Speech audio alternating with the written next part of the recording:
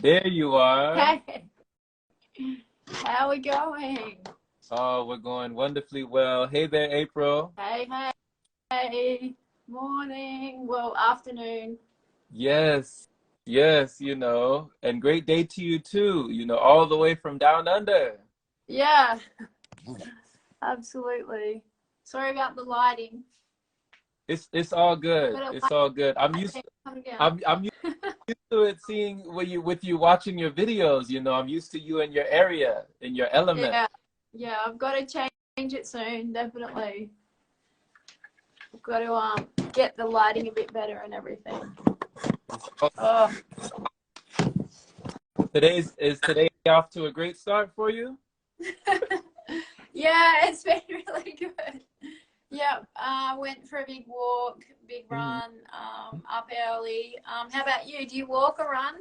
Yes, I walk every day. I walk. Yeah. I Amazing. used to run. I used to run a lot more, but these days I usually walk long distance. Excellent. Yeah. So and it's a good time for you to just chill and be on your own. Yeah, yeah, and just coming with that exercise because you seem to be very on the go. You seem to be very in the flow, especially with all the content that you've been putting up. It seems like walking, stretching, Yeah. running, yoga, like you have a lot of regimens and routines, you would say. Thank you. Yeah. I'm so sorry about this light. It's bugging me, but anyway, I can't do anything. The light is on you. It can't get off you, April. Yeah, well, that's good, yeah. You shine in the light, Yeah, I was first inspired by Trevor a lot because he'd really healed pain, and I was like, okay, I'll just rest, I'll dry fast, and I'll chill, and I'll sleep, and then I just got through that. I'm like, I want to move, like I heard about Sat Marga and Ellie Tom, and he's like, come on, you got to move, and he was out there breatharian and moving, and I just started learning and picking up tools, and then I'm like, I'm healed enough, I want to walk, I want to clear my head, I'm very physical, and yeah, I just was like, we just have all these closed beliefs that we can't really do much dry fasting. Maybe I'll deplete myself, and it's like these blocks, and I just wanted to bust through that. So yeah, I'm learning from Ted Carr, and then he introduced me to Alana Bizanet. Are you aware of Alana Bizanet? No. Okay, so she has a son who did the course with Ted Carr. You know Ted Carr? No. So he's like just a really passionate person about fruit and juices and a really light diet. He's really like sad that the slaughtering houses and animals are suffering, and he's really passionate, and he has an online business and helps people sort of help others online and encourage them eating like more salads and fruits. And he was like, there's this girl Alana who's working using my concepts online and just helping people like in courses and things. And she was just stretching and saying how if you stretch out the spine and open it up, which I hadn't really been doing, you could really open up your mind, and like your skin will glow more, you'll feel more enlightened, you'll get more downloads. And I was like, I'm on. So I'm like, I got the yoga blocks, I set up a little space, and last week my friend from Melbourne introduced me to David Goggins. Are you aware of David Goggins? Yes, I read his book. Yeah, I read his book along some years ago, the Can't Hurt Me. I read that one. Yeah, what are your thoughts? Like, yeah, he's amazing. The stuff that he's been able to do, ultra marathons, back to back, multiple hell weeks, with things that were going on. Like he's just conquered the mind, conquered the body, and just, he's just a no excuses guy. No excuses. I know. I do find the swearing, the F-bombs a bit much sometimes, and I find I start saying like mother effer and like, what am I doing? But that's just him. It's expressive, I love it, but he's just taught me, open your mind, go into the pain. I'm like, I wish he knew about dry fasting. Imagine. Wow. Maybe me and you can tell him about it. Introduce him to Ellie Tom. Because when you talk about your inspirations, April, would you said the first name I heard you mention was Trevor. Was Trevor your first inspiration that got you on this kind of path? No, not really. That was only 2 years ago. I saw Trevor pop up and I'm like, okay, this guy's doing 20 days. I can do that. So I got to 17. You know, first I got to, before I heard about Trevor, I got to 11 because it's always funny. There's another girl who went 11 days. So I can. Oh, there's another girl who went 12. So maybe it's funny, hey, like there needs to be someone that's, and I'm sure you've had this too, where Ellie Tom's done this, so I can do it. And Ellie Tom says, go have a treat, have some ice cream, you know, indulge, and okay. And we always sort of look to someone else, and I'm trying to get to the point where I look within and I create it within. I'm sure you've probably in your book you talk about this. Yeah, so you know, it's kind of like Roger Bannister. They say, April, back in 1954, he ran the mile in under 4 minutes, you know, the 4-minute mile.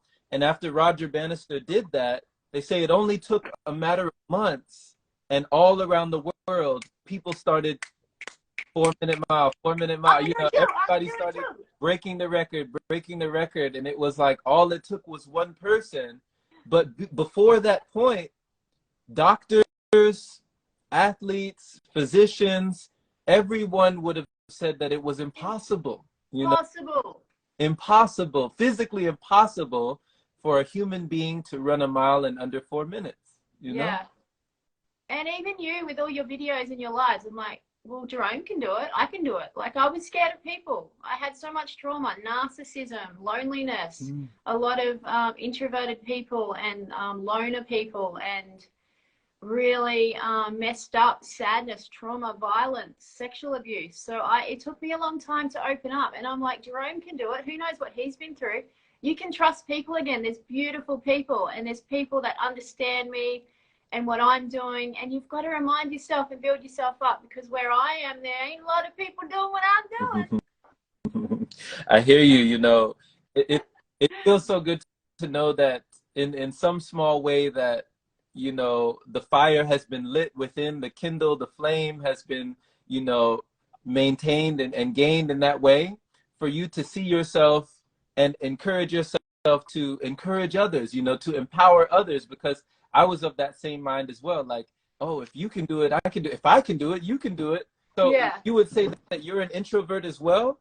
Yeah. Well, David Goggin says this too, so it's okay because he said, but, you know, my dad's quite inner and like quiet, and like I love a crowd and I love a party and a dance, and you know, but I'm also, I need that quiet time. I need that space, and I don't mind being alone. I've learned, like, I didn't learn growing up to go inwards and really find that power, and that, like Goggin says, you can dig up energy out of your mind, you can create it. And just because, you know, the people in the Hell Weeks and the different, you know, trenches he was in, and when he was Naval SEAL training, they'd be like, you've got to feel this way on this day. That's how everyone feels. You're going to be depleted. And he was like, no, like, we're strong. We got this. We're going to crush your soul today.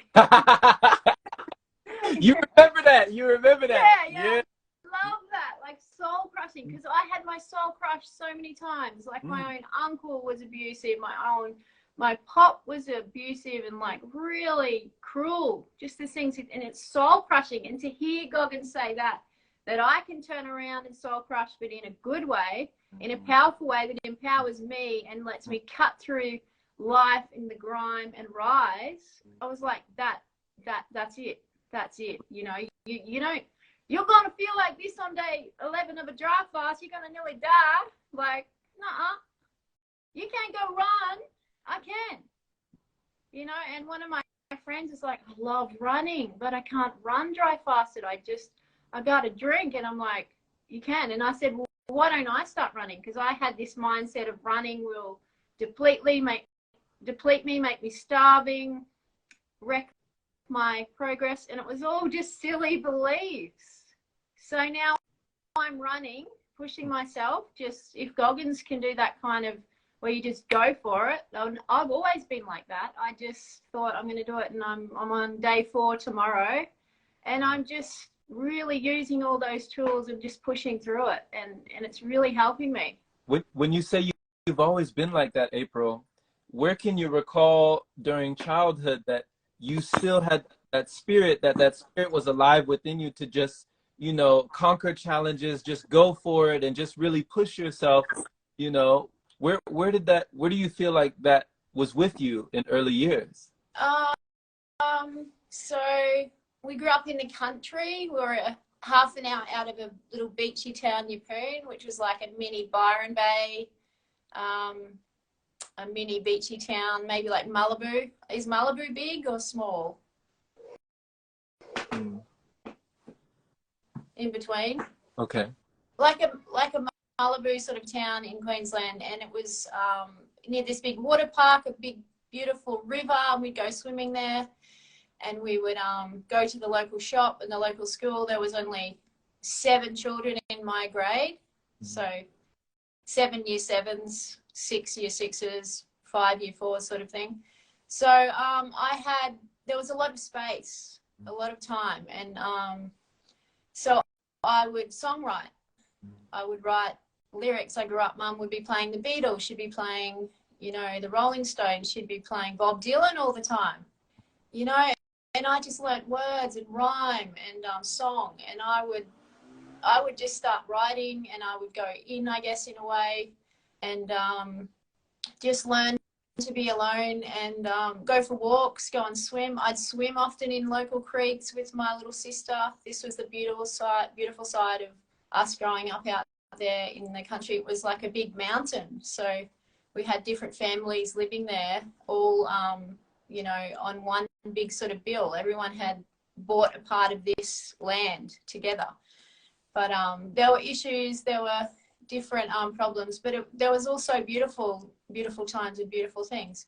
But I guess just things happening like trauma. You know, Mum was with like a very aggressive partner at one stage. My father left. They split up when I was little. So I guess you just had to keep on hoping. Like I remember just cleaning up the yard, mowing the lawn, or not mowing the lawn, but trimming up the yard. And I'm thinking, okay, now it's going to stay beautiful.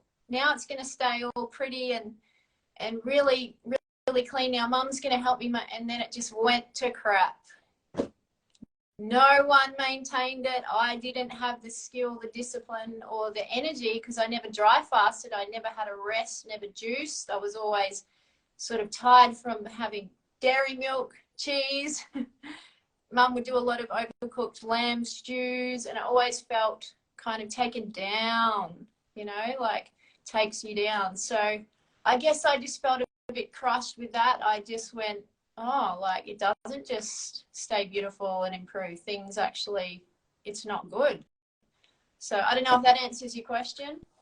You know, it's interesting that you talk, April, about the things that we consumed during childhood before we had certain transitions, you know, on our path and on our journey.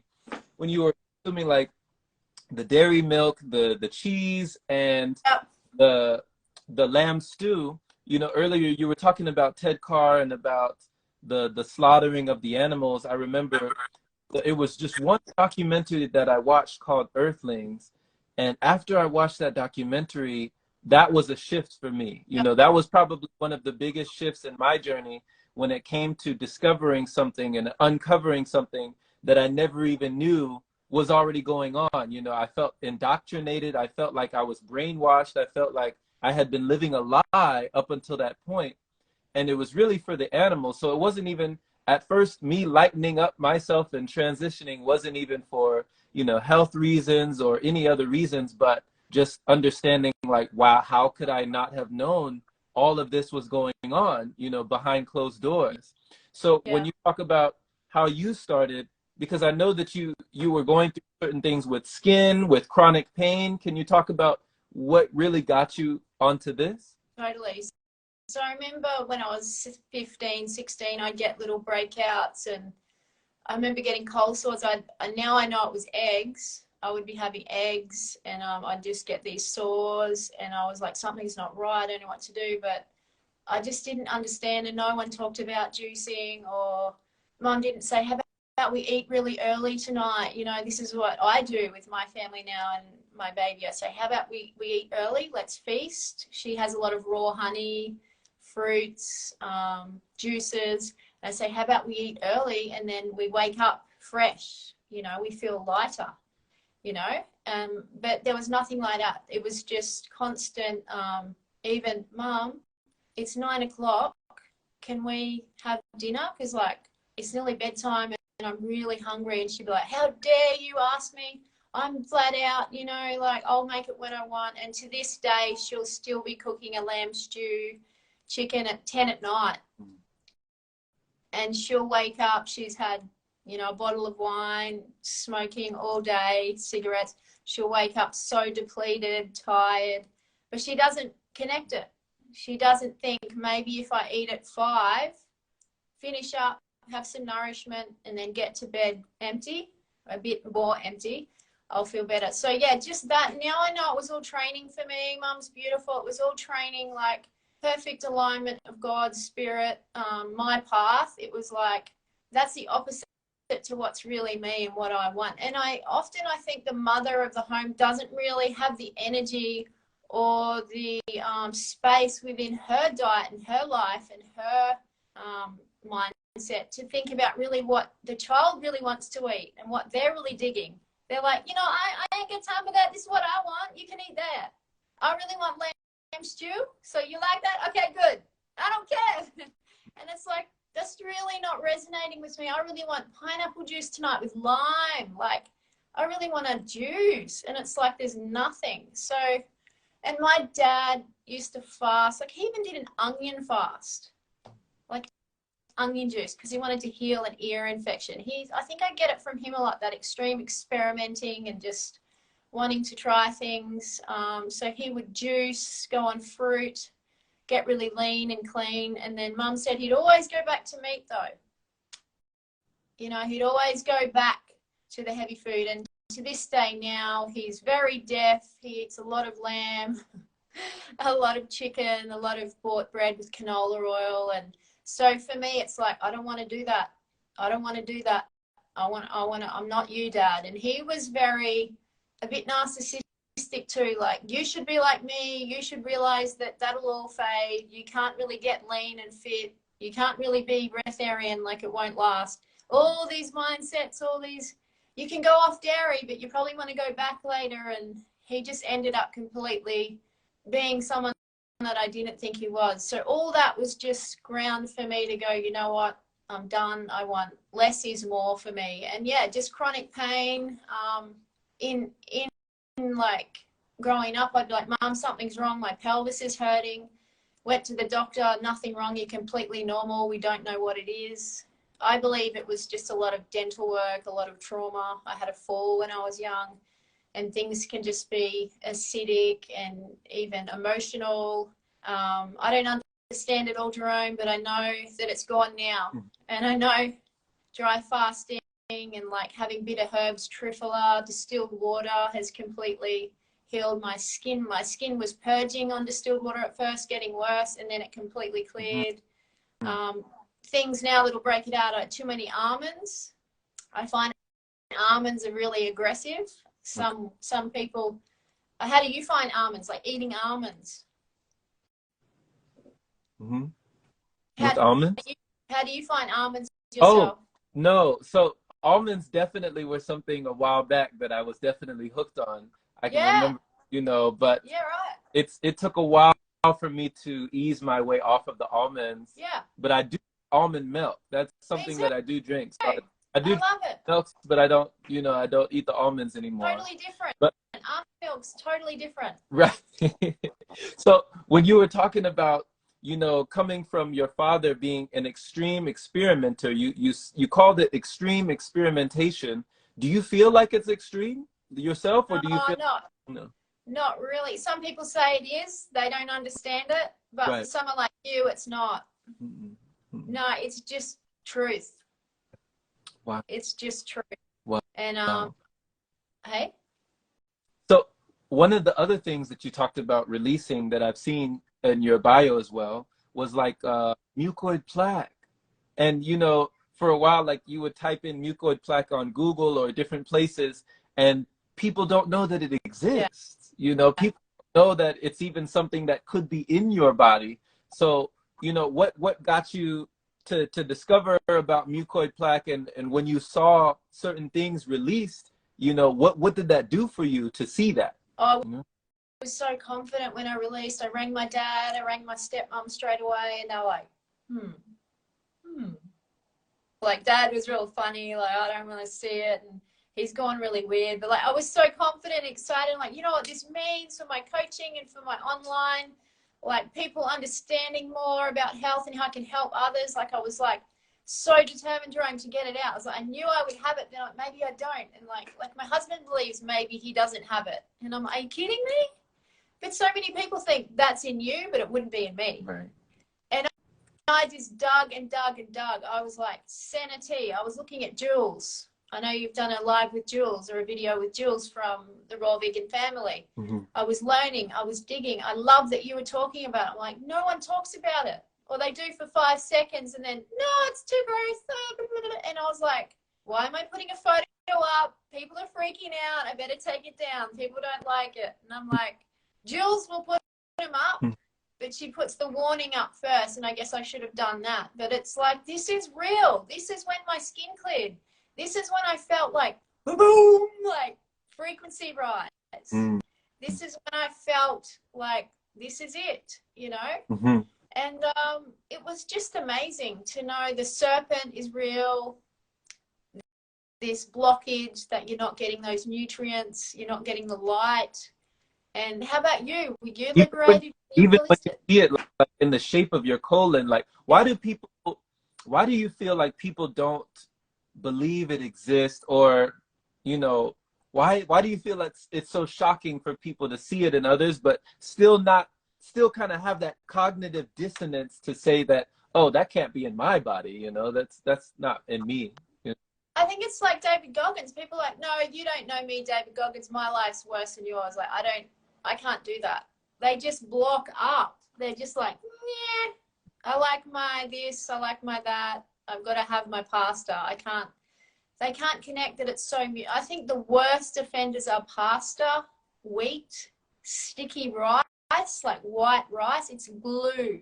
So I don't even think meat's as bad as all that. It still plays a part, but the main problem is the bickies, the cookies, the crackers, the canola oil, the poisons, the snotty dairy, the salt.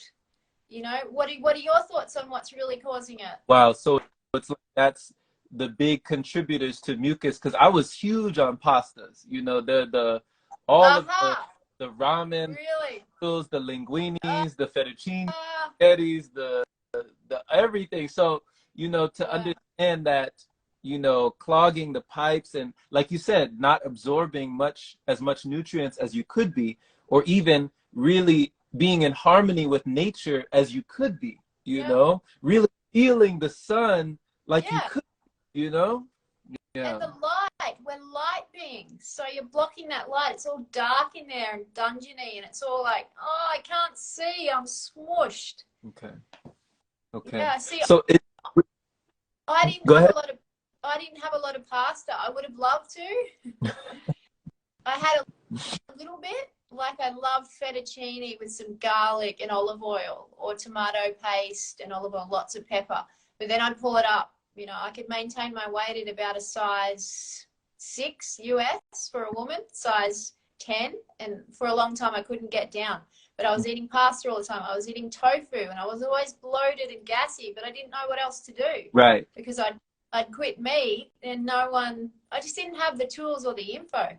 But you probably stayed quite lean, did you, even though you had the plaque? Well, do you feel like that is part of it? Like, when you said that you just didn't know, or you just didn't have the info, because, you know, I was one of those people in the line. I saw one of your videos, April, where you were talking about people don't know this. Like, so many more people still don't realize this. And you see people lining up. You called it Maccers, lining up at Maccers. Yeah. Is that what you call McDonald's? McDonald's, yeah. Okay, I was wondering. I was like, what is this Maccers? What is Maccers?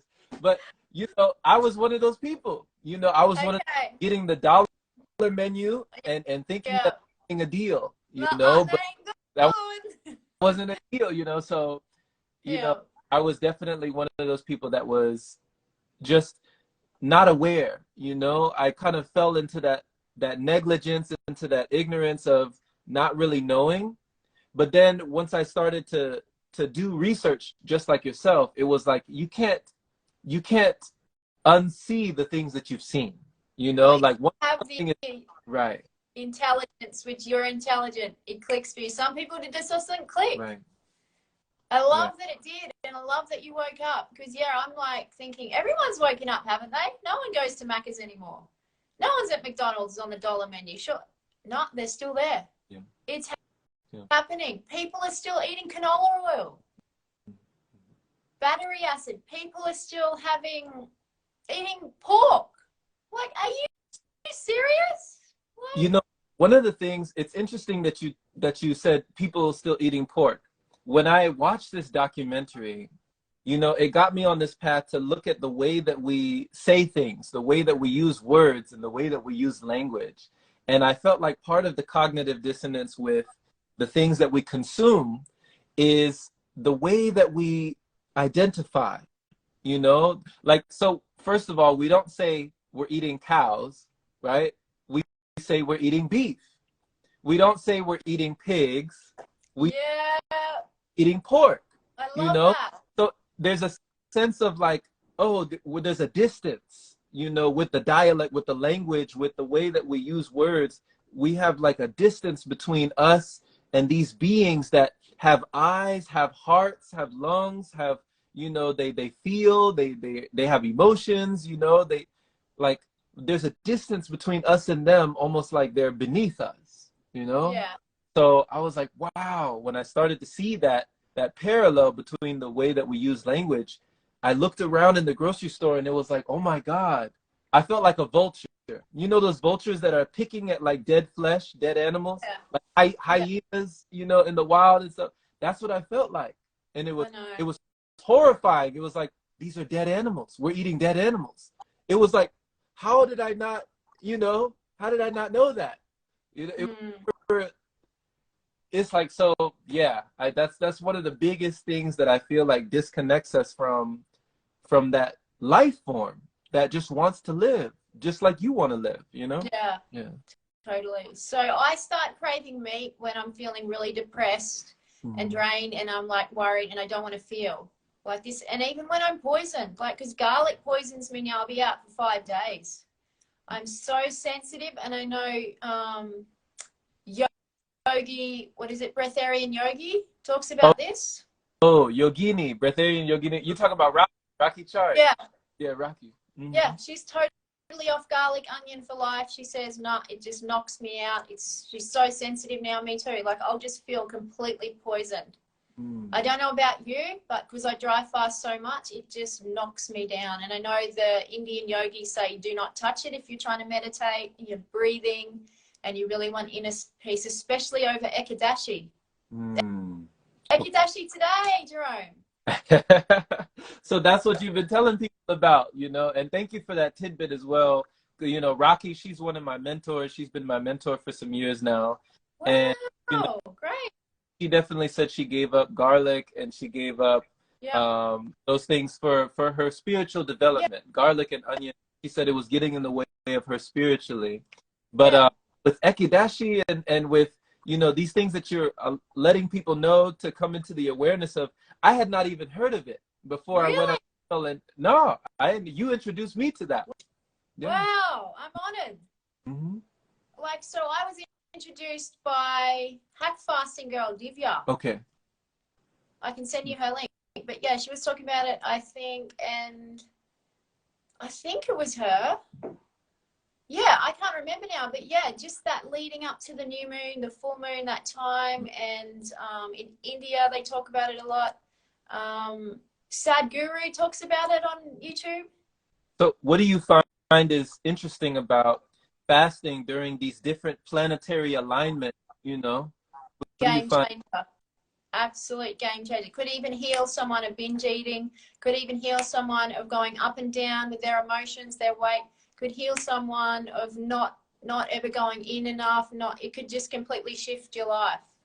Because it's such a time when the atmospheric pressure is so low. So even standing on my head, it's like easy today. It's so different. There's not all this pressure, but you don't have this pressure, this support, this, you know, how you, when you feel toned and like David Goggins is all muscular and supported, he's got that there. Like it feels like that's all gone. You just, so if you eat today, you're like, I want to eat more. It's not working. I need more. It doesn't feel the same. Like I'm not nourished because there's not a lot of water in the gut, the body. You look at the ocean and the rivers today, it's sort of droopy, dribbly. It's not full and nourished and ripe. Like come the full moon on Tuesday, it's going to be all full and this big high tide and fat, and you just want to feast and party. And I've just found, wow, there's such a connection, and such a connection to the woman and her cycle. Because like, to me, a man's like the sun, just constant. Look at Goggins, just trains every day, not too moody, pretty, you know, what's the problem? I'll fix it, you know, whereas a woman's like a little, like, especially if the woman's in trauma and she's not woke yet. If a woman's woke and she's balanced, she's more calm, but they're going to go up and down a bit. They're going to have just different drops, different moods, you know, like the moon is emotional and moody. And I was born on a full moon. So when the moon is full, I just feel like alive. I can't sleep. I'm really energized. I'm hungry. I like to eat fruits and lots of beautiful distilled water. It's summer here with lemon and lime and ice. And yeah, it's just great. And now I'm strict on it. I'll go just dry fast the whole 4 days. Okay. Because the other time I had, I think, some juice on the second day of Ekadashi, and then I had a salad, and I just was wiped out, tired. Okay. So when it comes to, you know, flowing with nature instead of going against nature, yeah, these moon cycles, they really do contribute. Yeah. They really make a difference, Absolutely. you know, to pay attention. Probably more with a woman, especially if someone's battled their emotions and trauma. And using food as a comfort, as the mother figure, like I grew up with food. It was always a stressful environment. Quick, get it in, panic, gotta go, gotta get to high school, we're gonna miss the bus. And I think that's why I developed this stressful eating. It's like some people grow up and it's like chilled, like just have some muesli and we're gonna walk to the bus. Like it's fine. But I think that's a big one with people. If it's like, quick, I've got to make dinner, I don't even want to make dinner, but the mother's not even teaching the child how to cook or make the juice or the food. So there's just this control thing of, I'm cranky, but there's nothing you can do. And some people develop anorexia because of that stress. The mum's like banging the pots around and she's angry, and there's the dinner. You know? Okay. Like, especially if the father's left and the woman's on her own, and it's like she's working all day, and it's like it's hard making food and satisfying people. Right. So we also have, you know, down here we have Haruka from Japan, and she asked you a question. So she was asking if timing is vital, basically summing up what you were saying, basically that timing is vital, you know. Yeah. Like Goggins talks about with your runs and your strength training, and probably with you drinking your juice, timing is everything. Okay. You also, April, you mentioned anorexia. You know, what would you say is your definition of the word? Like if you could call it, you know, how would you define it? So I've never had it, so I don't really know. I have been accused of it when I was dry fasting and things and quite unwell, but from what I can see, I've seen a few on Instagram, so it's just this negative mindset, this it's not positive and joyous, it's not connecting with others, it's like going inwards, introverted, sad, like depression. Like there's something you're oppressing, you're not dealing with. Like Goggin says, get it out, put it on the table. What is it? What are you scared of? Why are you afraid of getting fat? Why? Let's sort it out. So it's this hatred, like food's the enemy, even juice, sugar's juice. I can't have too much of that. And it's just this fear. Okay. Yeah. So I love what you said there, April. That's a great distinction for people to understand. So what most people identify anorexia with what they see on the outside, but it's actually what's going on the inside. Okay. Yeah. Okay. Yeah. And they're not getting their power from within. Like, you know, they're not looking inwards. Okay, what am I really feeling? How am I? What do I need? Do I need a walk? Do I need a bath? Do I need a beautiful swim in the river? Do I need to go sit in the snow? Do I need to just wash my face with snow and build a snowman? Like, not doing things that are beautiful. They're just hating on themselves and constantly warring with themselves instead of winning that war over the mind. Mm. Mm. So, you know, in winning this war over the mind, that many people are trying to figure out, how do I win this war over the mind, especially when they're battling things that they feel are afflictions or addictions, or these things that they're going through restrictions and they feel constricted, and, you know, all these things. You're such a poet, Jerome. So when people are going through this, you know, what would you suggest? Because like, I now you got me laughing. It'll come back. It'll come back to me. I had a question for you, but it'll come back. Well, someone's asked, when is good timing for fasting? Oh, okay. Go ahead. So today's bomb. It's Ekadashi. In 5 days, you've got full moon. So it's just that respect to the full moon. You know, I honor you. I know you're coming soon. So it's just this respect. The atmospheric pressure is really low. Everything's a bit watery. Like the fruit's not ripe yet. The pressure will come back up. So now is a really good time, and especially in the mornings. If you're juicing, I recommend pushing even up till, if you're just a new to juicing, maybe wait till 11, have some juice between 11 and 12, and then lock it out. Don't be juicing. I'm sure, Jerome, you wouldn't do this at 10 at night, 9 at night. That's a great point that you make there. So what would you say, you know, the importance when it comes on, okay, some people place the importance on the quantity, some people place it on the quality, and then others place it on the time window. You know, the window of consumption. When are you consuming? What times are you consuming?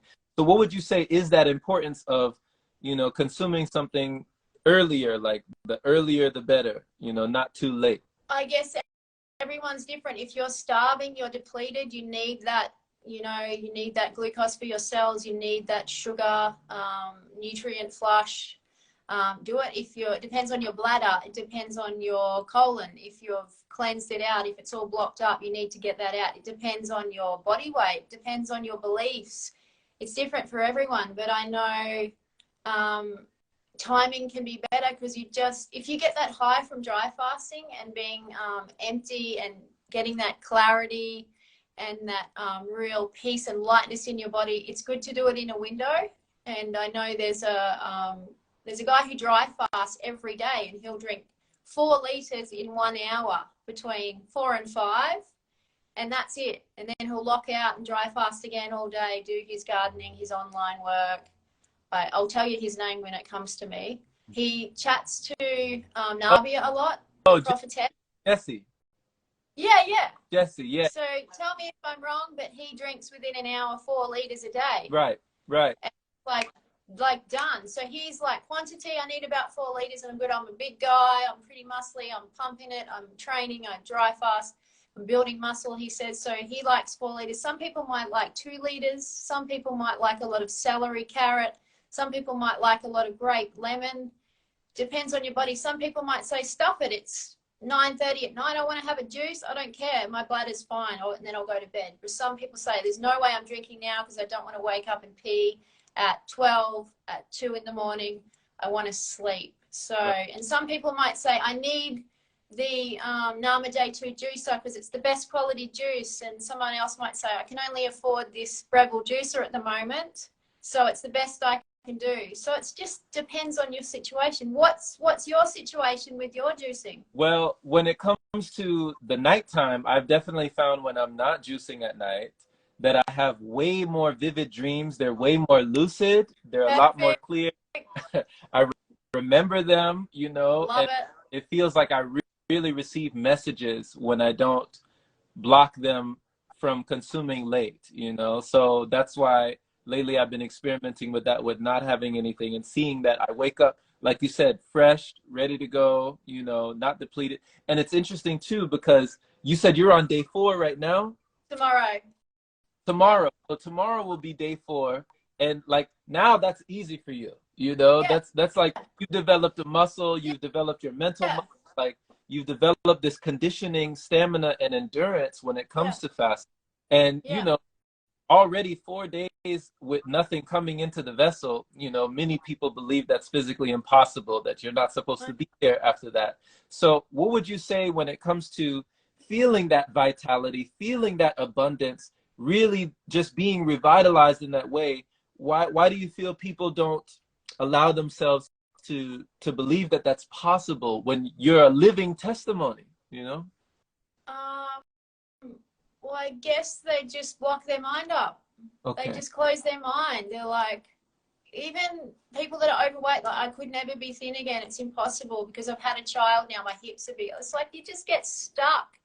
Like, oh, I couldn't juice like Jerome because he's just superpower. Like people just think, oh, they're just different to me. They just get stuck, and I guess it's always going to be that way.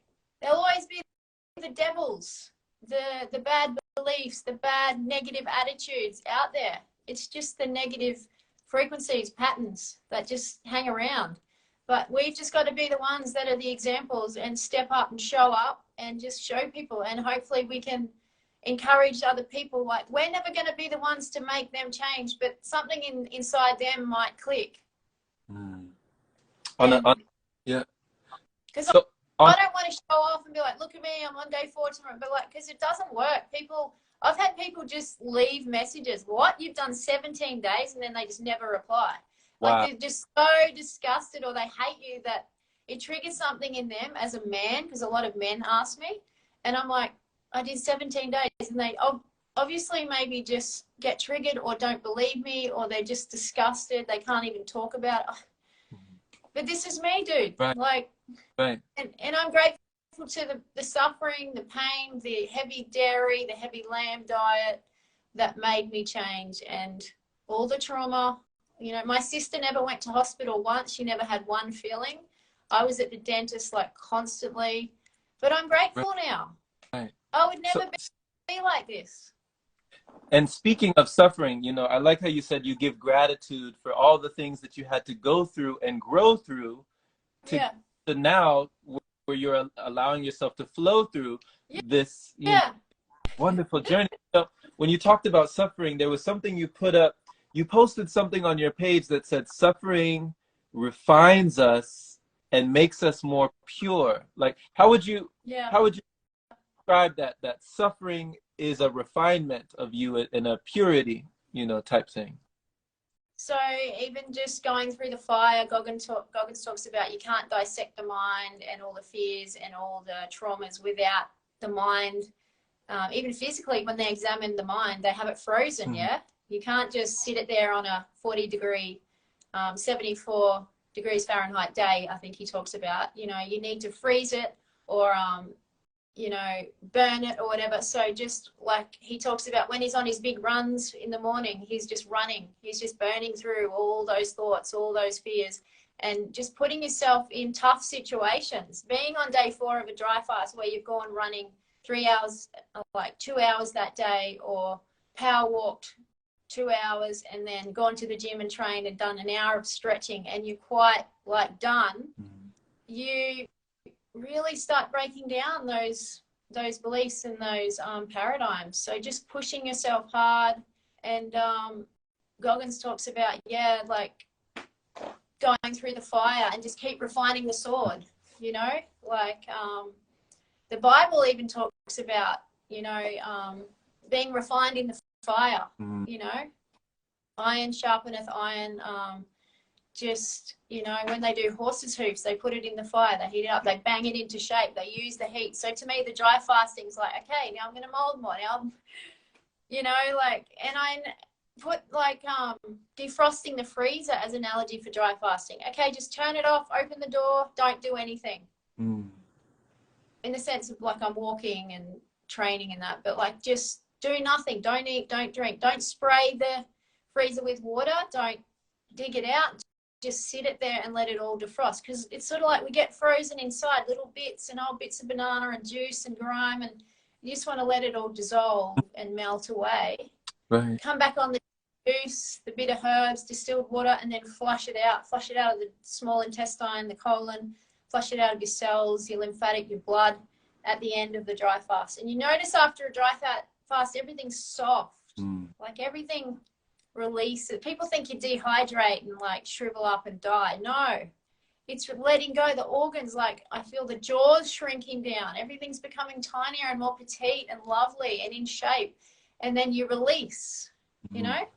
Unless you have had a lot of meat and like cheese and things, it's going to be hard to go maybe at the end. I've had that years ago in 2017. I'd had meat and then I dry fasted 7 days and it was hard. But there's nothing an enema can't help, you know?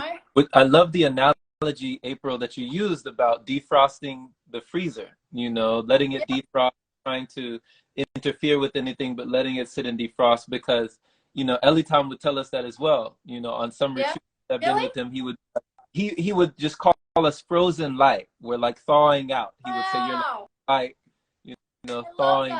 Yeah, that was the term he would use for us. And, you know, when someone's listening to you, when someone's observing you, when someone is witnessing you in your presence, you have energy, you know? You have all this energy. You're doing so many things, so many extra. And, you know, first of all, you're not drinking coffee. You know, you're not on any stimulants. You're not on any substances. So for anybody who's watching you, they're saying, okay, it's been, you know, almost 4 days. Nothing has come inside. She's got all this energy. Where are you getting your energy? From universal energy around me. I don't like the word prana, but prana, universal love, the energy that grows the grass, the trees, the sun. It's just love. It's just there. It's just the breatharian food, the, you know, like even just the mind, just creating it. You know, we're the creators. God's inside us. We become gods. Even in the scriptures, Jesus said, you're the gods. Ye are gods. And people forget that. They think God's out there in the sky. You know, he's going to come for me. When I die, I'll get a new body and everything will be better. It's like, well, why not now? Why not purify your body and be your higher self and bring God up within you, you know? So as you know, there's so much energy around us. If you just quieten down and hear that stillness, that peace, and then you just move it, you get out. You know, I love swimming. I love running. I love chatting to people, sharing content, drawing, creating, playing. Like, it's, how do I explain it, Jerome? It's just there. That energy's there. It is, you know? And even when you're describing things that you enjoy doing, really find joy and fulfillment in doing, you know, one of the things is that people talk about, okay, I need more energy. I don't have energy. I lack energy, right? So everyone's looking for energy, but then once they get an abundance of energy, for a lot of people, it's uncomfortable, you know? Really? They realize what they would do at maybe, you know, 3 or 4 o'clock in the morning where they can't go to sleep, you know? Or like 2, 3, 4 in the morning, their body is up. They have all this energy. What do you do now? You know? So most people will go back to eating to put themselves back to sleep. Whereas you just continue. So what allows you to continue with all of that energy and not be deterred by it, not feel uncomfortable with that abundance, you know? So I definitely was at first. I was like, oh my gosh, what do I do? Like, do I write a book? Do I sew all night? Do I get a job where I can work all night? Do I start doing Meals on Wheels so I'm busy?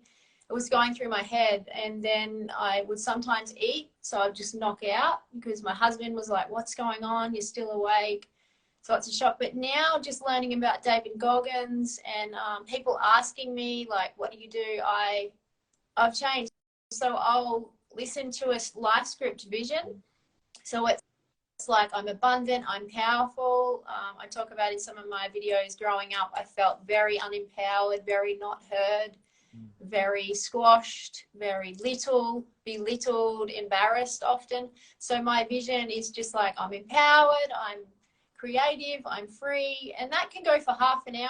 I can listen to that twice. So I'll wake up at 3 in the morning, I'll put that on, I'll doze in and out. Some breatharians talk about that. They'll just get up and doze in and out for a little while. And then I'll time myself out now. So I'll go running for an hour. Then I'll go again.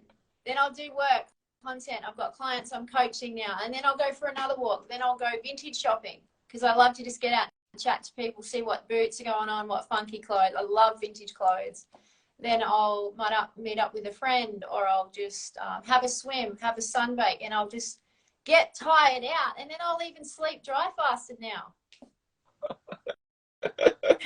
This is amazing. Just listening to you is amazing. You know, reading one of Ellie Tom's book, you remind me, April, one of his books is called Breatharia Nuggets. And he just posted this, you know, a whole bunch of, you know, things on Facebook, and then compiled all of his nuggets from book into a ebook.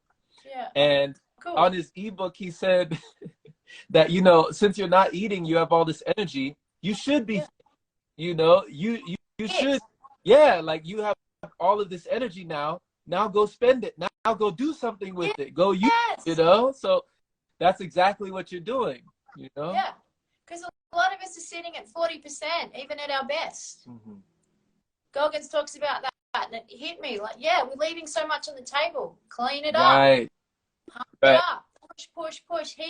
He's done push-ups all day, I think. He broke the record where he just didn't stop all day. Right.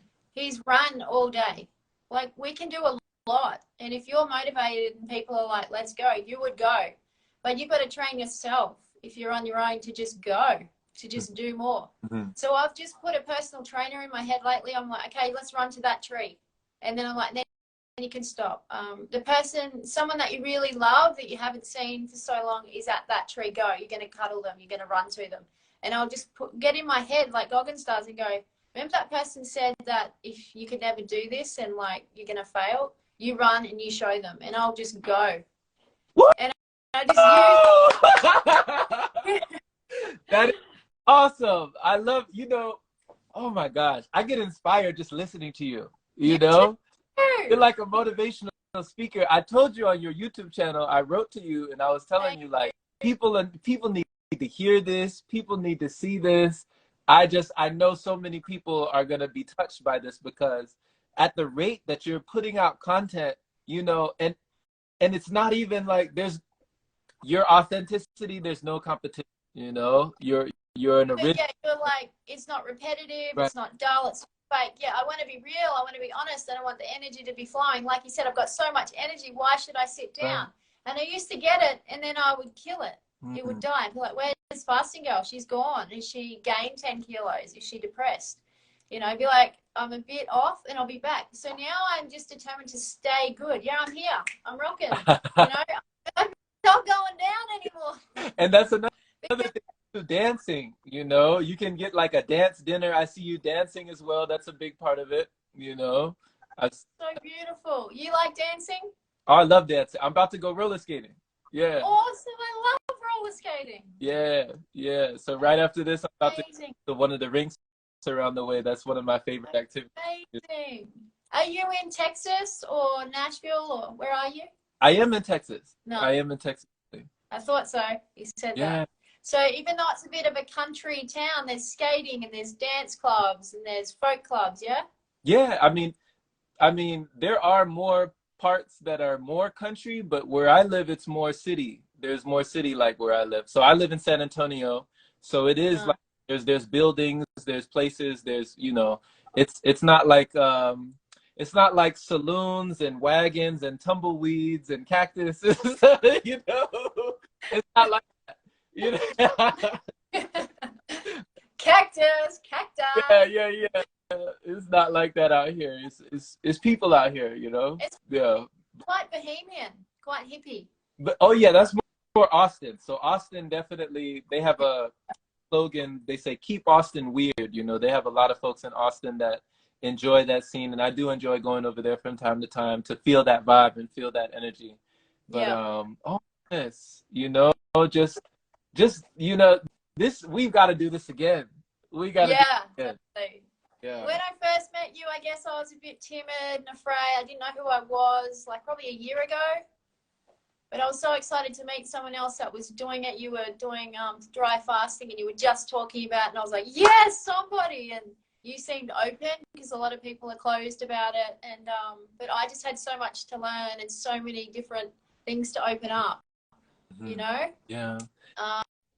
But yeah, just loving it. Love your vibe. I love how you're so productive too. You're just pumping out every day. You show up. And I love listening to your lives, the different personalities and people, and it's so inspiring just to connect again, have that community, and listen to people's stories. It's part of, that's part of one of my friends, Tanya, she calls it connection nourishment. It's like conversation cuisine. We're like Love that. dining with each other as having this conversation. I'll write that down. Oh, There's a question there, Jerome. What? Conversation cuisine. Yeah, conversation cuisine, because there's so many things that we don't realize is food. It's like we're Jasmine, she talks about it. She says we're eating all the time. Yeah. Just different. She would say that just differently, but we're eating all the time. Like energy edibles. What? You can get a running refreshment, right? Or even a reading refreshment. You can have a dance dinner, a sunset supper, right? A music meal in between, music meals. Yeah. You have a bliss buffet. You give something, that's a giving gourmet, Yeah, I love it. It's all of it. We just came up with little cute, little poetic sayings to let people know, like, yeah, you can have a breath breakfast. Yeah, you can have a laughter lunch you can enjoy, So, yeah. Jerome, she's asking, when you're not fasting, what are you consuming daily? Do you want to share what you consume daily? Yeah, so on the daily, I do consume juice. So juice would be my go-to, and tea as well, and nut milks, like I was telling you earlier. So nut milks, tea, juice, and coconut water, those would be my go-tos. Yeah, those, keep me at a level where I'm comfortable right now. I don't want to go beyond that, and I don't want to go past that. I'll let my body let me know, because it usually lets you know when you're ready to go. Sometimes you feel an urge to push yourself. Let's push ourselves today. But right now, I feel good just on liquids, and I've been on liquids for a while now. So it's interesting that people wouldn't even know. People wouldn't even realize it if you didn't tell anybody. They wouldn't know that you're walking right next to them and you're living a completely different lifestyle. So it's interesting. Yeah. And you never crave a salad with walnuts and like almond feta or anything like that? Good question. So while you were talking earlier, we were talking about pastas, and there was a time where I was definitely, in the city, and I was walking past, the Italian restaurant or or the Chinese or the Thai food or the Japanese and the sushi and all of this, and it was very distracting, at times, because the body holds memory, and it remembers all the sensations, all the elation of these things on your palate. The tongue and everything, you still have all of those memories inside of your body. But then I got to the point where I don't crave it anymore. So those strings aren't pulling at me energetically. So it's almost like you cut those cords. So for me, those cords are cut. Now my cords are attached to the coconut water over here, the juice over there, this over here, instead of being drawn to those sections. So I don't even have to think twice about it anymore. Whereas before, it was kind of taking up mental energy, psychic energy. It's kind of draining me in my mind because I was thinking about it all the time. Lusting after Lusting. There you go. So it was almost like that form of lust kind of went away. The more that I would trust, I let go of the lust. So, yeah. And then as soon as you would have it, you'd feel awful anyway. And your body thinks, well, why have it? And your mind thinks, no, we're not going there. Especially when you get it out. Yeah. You know, when you've gone to a certain point, even the things that you thought were comfortable before, now they turn toxic. You know, like you were saying, it was like, oh, I used to have this all the time, and now I have this and it feels like I poisoned myself. You know, what is that? You know? So going through that, it's almost like through that repetition, it teaches you, you know, it teaches you when you feel something over and over again. What do they say? The definition of insanity is to do something over and over again, expecting a different result, you know, like you think it's going to be this time. So I had to bump my head a lot of times before I finally realized, okay, you know, it's time to shift. It's time to move away from this. The body is letting me know that. Right. You finally wake up. A lot of people are just insane. They're living insanely. I was. And then you wake up and you get out of that. And you're actually honest. You're living the truth. The masks come off. Okay. And instead of being wearing all these different masks for different people and little lies, and you just become honest and just raw.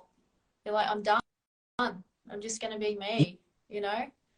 And for me, so last week I had some cacao nibs, I had some almonds, I had some dates, some chia seeds and all this, and I felt so poisoned. The cacao nibs, they're gone in the bin now. I spent a lot of money on them because they were hard to get to. And I remember going to get them and there were none there. And I'm like, this is like pure truth telling me this is not for you. And but I fought it. I'm like, but I want it. I want it with raw honey. I want to have that taste.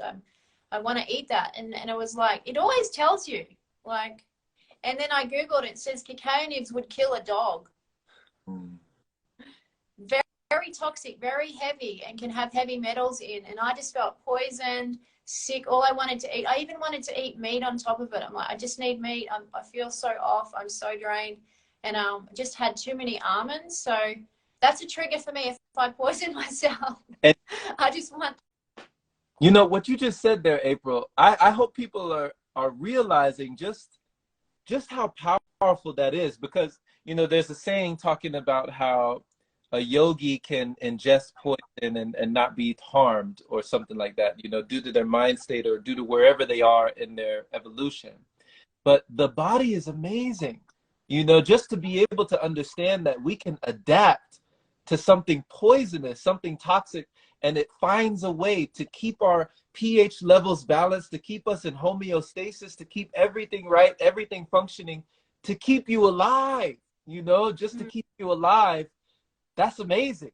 Already, that's amazing, you know? Absolutely, yeah. Because I'm like, I ate garlic my whole life. I ate this, I ate that. It's like, it's totally different then. This is, you've released mucoid plaque, you've dry fasted, you've completely woken up, you're noticing all your patterns, your programs, you're completely fresh, awake, inspired, creative now. You know, I used to just watch telly, movies. I wouldn't create. I was so scared to go on camera. I was so scared to even have a voice to say anything I thought. I would dream of, I would love other girls that were doing it, and I'd say, I want to be like you. And a lot of them dropped off and they never do it anymore. They either gained weight again, went back to the bad diet, or got offended by someone. Do you know Cole Robinson?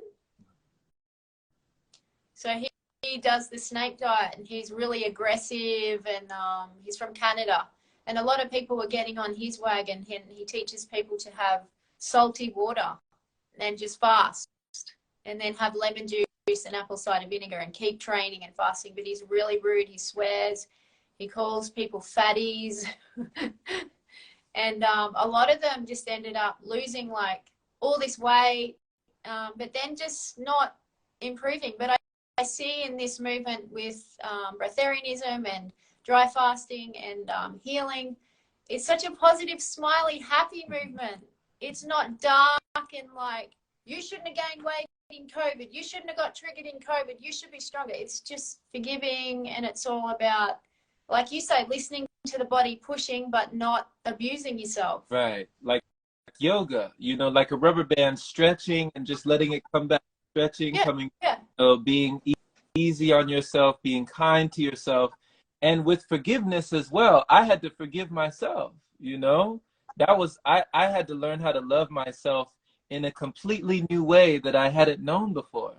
And it really just influenced my whole relationship with my body, to even acknowledge my body, to speak to my body, to talk to my body, to listen to my body and hear what it had to say, you know? So it's really just on all levels. Yeah, I agree with you. And it's a big difference. Like you said, it used to be you might have been sitting down on the couch watching television.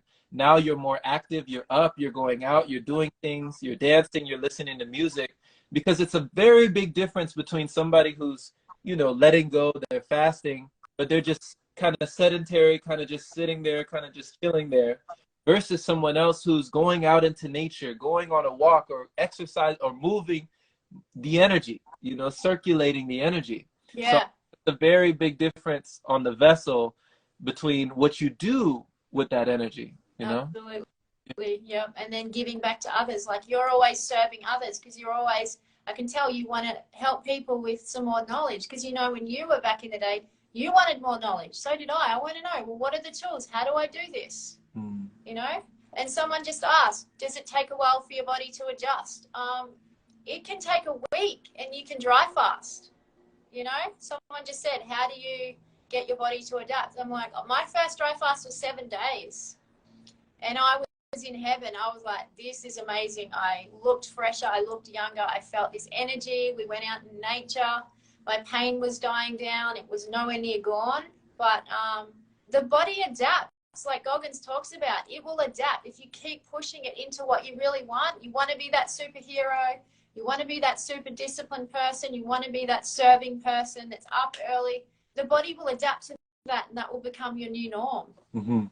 And once again, you know, even going through that fast, just knowing the difference between saying like I'm being deprived of something, or saying I'm restricting myself or I'm constricting myself, versus saying, oh, there's an abundance of energy, I'm flowing with energy. This is actually, you know, this is a beautiful time. Like, the way that you see it in your mind has a reflection, you know, every time, you know? Exactly. So it's a big difference between somebody who might believe that, you know, and receive that. Yeah. Yeah. And like you're saying, you're getting these dreams. Me too. I get the most exciting dreams. Right. That is like food. That is the sacrifice. You might feel a bit hungry and like, maybe I do want a juice, like, oh, this is tough. But then you think, but I'm really getting to my dream goal, and I'm showing Dad what's possible. He told me that I cannot, like, he's like, you can't lose the last little few inches. You can't. It will come back. You can't get really lean, because I've tried it. It doesn't work. You've got the similar shape to me, my daughter, darling. And he's just implanted this belief that once you get a bit lean, like, you're probably going to blow up again, and you're probably going to crave pork again, and you might want to eat chicken again. And it's just there. And I realize I've got to just, that's my why, because he didn't have enough strength to love himself and push himself hard enough. I'm going to do it. Okay. And Mom doesn't have the strength to quit smoking, to quit the wine, to quit the dairy, the meat all the time, the late night eating. It's like, I want to be the mom that I wanted her to be. Okay, so that's your why. Yeah. Okay. You know, they do say, April, they say, you know, when you know your why, you can accomplish anyhow, you know? Yeah, what the heck? I was like, really? And I'm like, well, it's so simple. Does it sound stupid? I don't care. But it's in there, and I'm like, it saddens me that they're like that, but I love them. But I'm going to step up and be what I wanted them to be. Okay. So when you're not in that environment with that negative programming, or even with, you know, the voices in the background telling you what you can or can't do, what are your methods just for people who are looking for ways to mentally reprogram and kind of get their minds on track? What do you use? You said, I think you said earlier, sometimes you have tracks like affirmations, or you might use different things for your inner conversation. Yep. Inner conversation, work, getting in there, using the imagination, having fun. I'm not watching TV. I'm not watching a movie. I'm in there. I'm like using these conversations. No, I'm going to show you, Dad. No, it's going to work. Okay, I'm going to run to that tree. Let's sprint to that tree. Someone's after me. Let's go. Let's move. Let's get some action. I want to feel this. So I'll just implant a personal trainer. Like Goggin says, he never had a trainer. He never had someone to help him with diet. You've got to implant it in here. And like, I get people that ring me, tell me I can do this, April. Like, I'm coaching people to learn dry fast and shred down and overcome emotional blockages. They're like, tell me I can do this. I've forgotten. Just please. And I'm like, you've got to learn to tell yourself. Tell yourself, you can do this. Keep that vision. And I recommend for people to write down a life script vision. You know, like, I want to be drinking juice between 12 and 2 every day. I don't want to be snacking every day. I keep snacking when I get up. I go straight to the cupboard and I get out my cereal. I really want to, you know, you just speak from being this person. I'm up, I'm going for my walk, you know, I'm feeling abundant. I feel powerful. I'm with people that adore me and love me. Because some of us get addicted to being with people that hate us, that don't like us. Yeah. Because our parents hated themselves. They hated their life. They never overcome their problems. They might have been abusive. So we get used to that. It's okay. It's normal. Oh, that's familiar. But we're going to get the hell away. Get away from them. Get away from them. Oh my gosh. Oh so my gosh. Dangerous. Like Steve Harvey. I love Steve Yes. Harvey. Yes. You know. So for people, just to end on that note as well, you were talking about the coaching that you give your clients and stuff. If this is somebody's first time encountering you, you know, what would you let them know? Your services, your offer, where would you like people to go to receive that? You can just check out my YouTube, my Instagram. I've got lots of videos and different shots and motivation. I guess I do love motivational speaking. Like I said, I grew up feeling unempowered. I think my destiny, and as I'm speaking more truth about what happened to me in my story, I was like, I can't talk about dad or mum. It's like, I can. I find more magic's happening, more clients are coming, and just being authentic. So yeah, come on down to Instagram, message me, call me, email me, anything. And how about you? I notice you've got a book. Do you offer coaching as well? I do. So that is something that I do on the side as well. Yeah. So people just go to your Instagram or email you, call you? Yeah. You just shoot me a direct message and I have a that people can go to receive that. Yeah. Amazing. And I bet you love coaching too. I do enjoy it because, like you said earlier, April, you know, you would have somebody to be able to assist you if you were going through a time like that and you knew that somebody could help you, or even just, you know, they were in another chapter of the book that you were reading and they just knew something that you might not know at the time and could just, you know, give you just a piece of the puzzle to keep going, you know, just to see it more clearly. Like, I still have mentors, you know, Ellie Tom, he's one of mine, and Rocky, she's one of mine. So I still call them and they still help me with certain things. So to be able to, you know, they say that you should never look down on a person unless you're lifting them up, you know? I love that. And that's just something that I like to live by. Yeah. I love that. So what's an example of that? So an example of coaching? No, of lifting someone up and looking down on them. What you're doing right now, you know? Okay. You're lifting us up with your voice, with your testimony, with your message, and you just everything. If you've been able to pull yourself up out of a situation, you're already qualified. You know, you don't need like a plaque or something, you know, telling somebody that, oh, you're qualified to do this. You're already qualified, you know? So yeah. Yeah. And people decide. Right. So thank you. Thank you for being. Thank you so much, Jerry. Thank you for being. That felt like 10 minutes. It did. It went by quick. Went by. But we'll do it again. We'll do it again. And next time I'll record it. It is recorded. Oh, great. It is recorded. I didn't record it, so thank you. It is. So excellent. Once you X out, it'll ask you to share it. All you do is share it, and it's up there. It's recorded. Cool. Yeah. Cool. Thank you. Yes. Yeah. I didn't know how. And I'll work on my lighting for next time. Oh, wait. This is your first live video then? Yeah. Oh, my God. Congratulations. Thank you. I've never done it. I was like, I've got to bust that fear. You busted it. You busted it, you know? I'm like 1 million of these, bro. Oh, man. It's just a conversation. Yeah. You know, we're just talking. Do you remember your first one? Say again? Do you remember your first live? I don't even. No, I don't remember. I don't even remember. I don't remember my first. Go back and I could look at because I put some of the highlights, but I could go back and look, and I'll send you my first one. It looks completely different. I probably was like all close on the camera like this. No. So I was like way up here, you know, on my phone. I was very close, but I started to step back. So we've evolved, you know. Yeah. I love it. Thank you so much. I'll never forget it. My first live with Jerome. Right. All right. Looking forward to the next time, and looking forward to seeing where you grow from here. Roger that. Take care. Take care. Too. Bye. Much love. Much love.